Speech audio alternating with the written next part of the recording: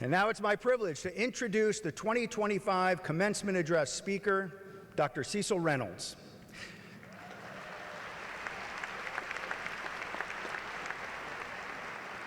Dr. Reynolds is a specialist in clinical neuropsychology and pediatric neuropsychology.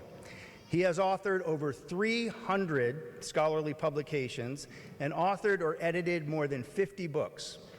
He also holds 3 U.S. patents related to psychological testing.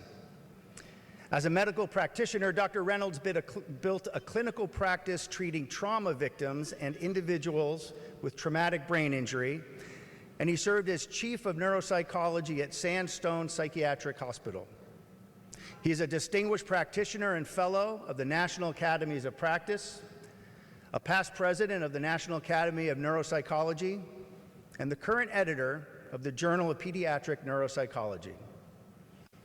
Recognized as the 7th most influential person in the history of clinical neuropsychology by the Oxford Handbook of the History of Clinical Neuropsychology, Dr. Reynolds was also named among the top 2% of scientists in the world by Stanford University in 2021. Dr. Reynolds graduated from UNCW in 1975 and has been named Alumnus of the Year at both UNCW and the University of Georgia. And one more fun fact about Dr. Reynolds: in 1969, he was drafted by the New York Mets and played professional baseball until 1974. So,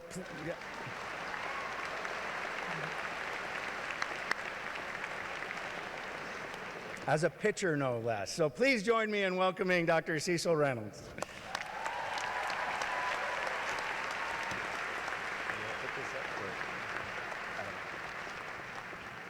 Great. Thank you.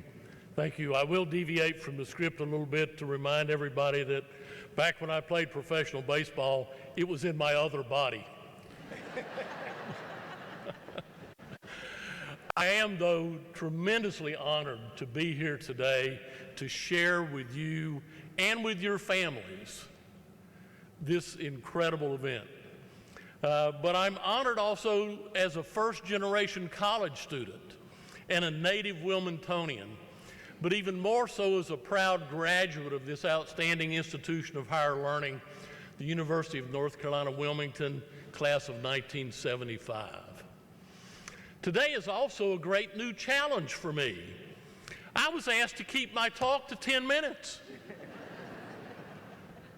What I did not tell them was that giving a university professor of more than 30 years a microphone, a captive audience, that would be you,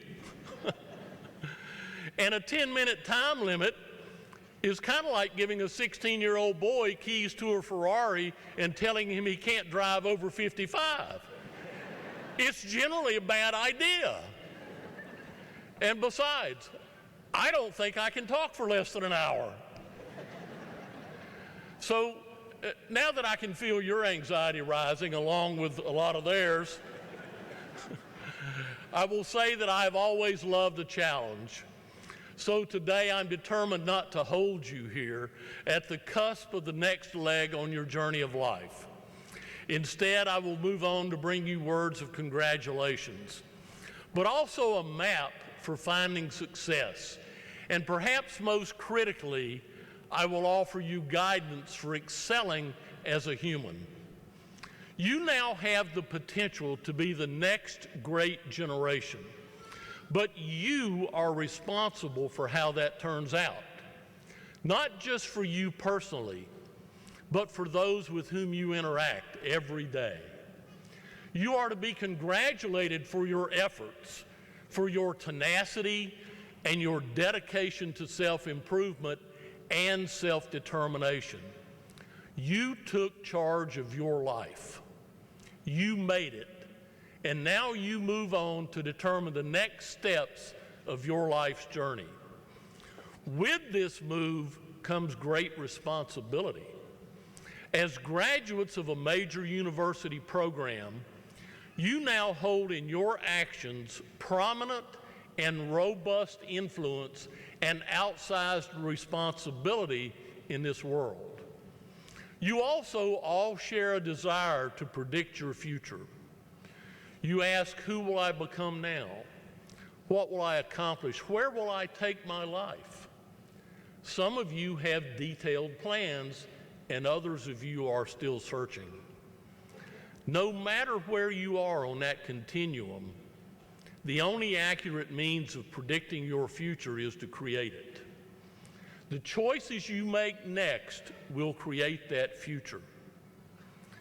To create your future, you must practice self-determination. You must be purposive in your choices.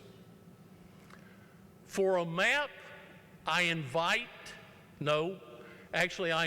you to extend your self-determination and navigate your influence and responsibility through 4 key actions that, if embraced, inevitably lead to success. First, have passion. In preparing for today, I've come to believe, by the way, that it's mandatory to use the word passion in all commencement speeches. It's a law. But I have a different take on passion. Passion is not something you discover. It's not something you find. It's not hiding from you. It's also not something you lose. Passion is something you create and you nurture, or it will die. You are responsible for creating and nurturing your passions. Yes, passions with an S. It's okay to have more than one. So create and nurture your passions. Secondly, commit. Commit to something important to you, but also know that commitment's when you sign up. Discipline is when you show up. Commitment's the easier of the two.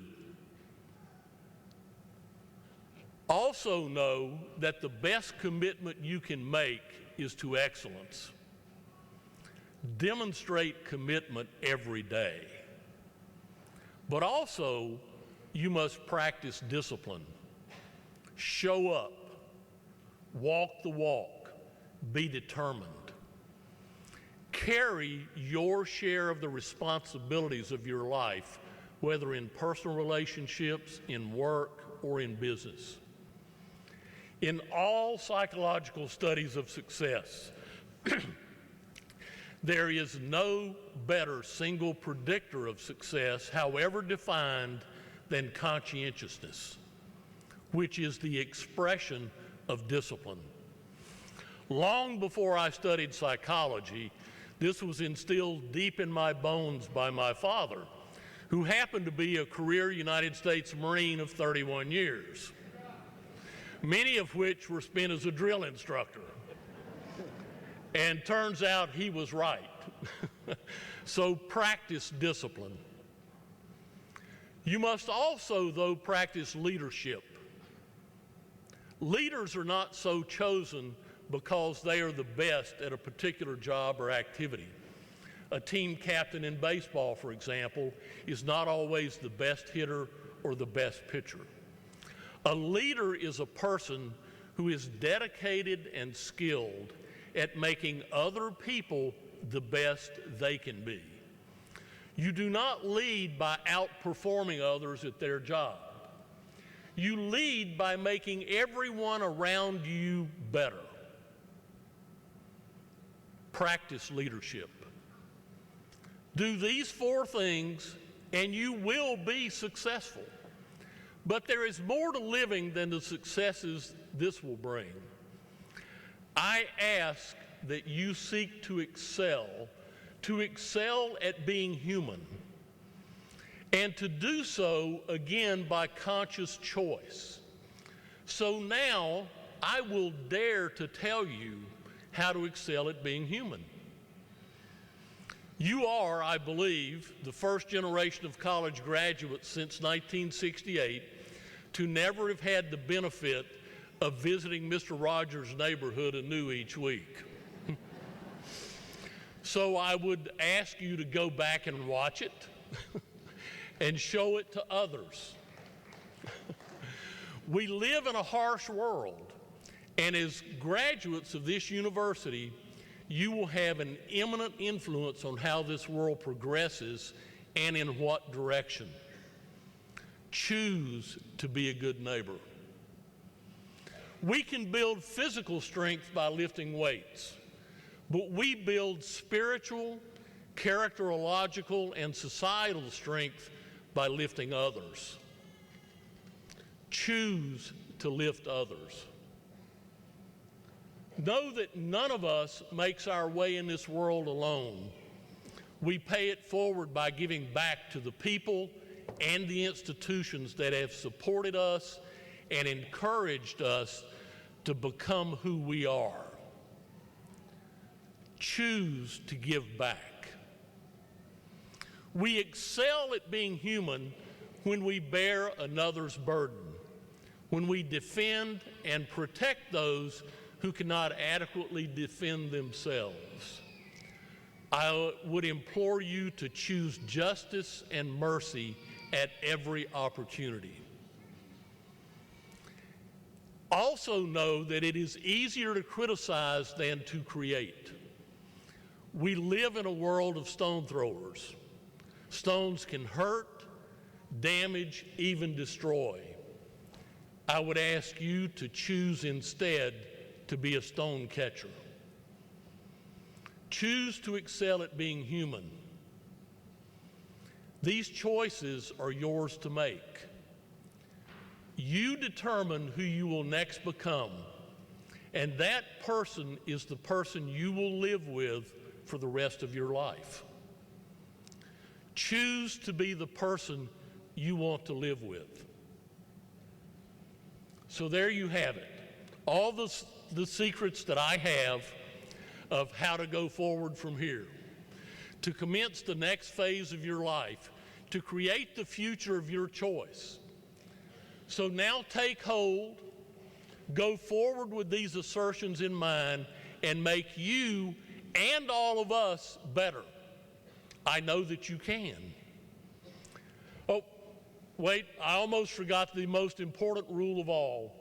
Always, always choose to return your shopping cart to the catchment area. Thank you.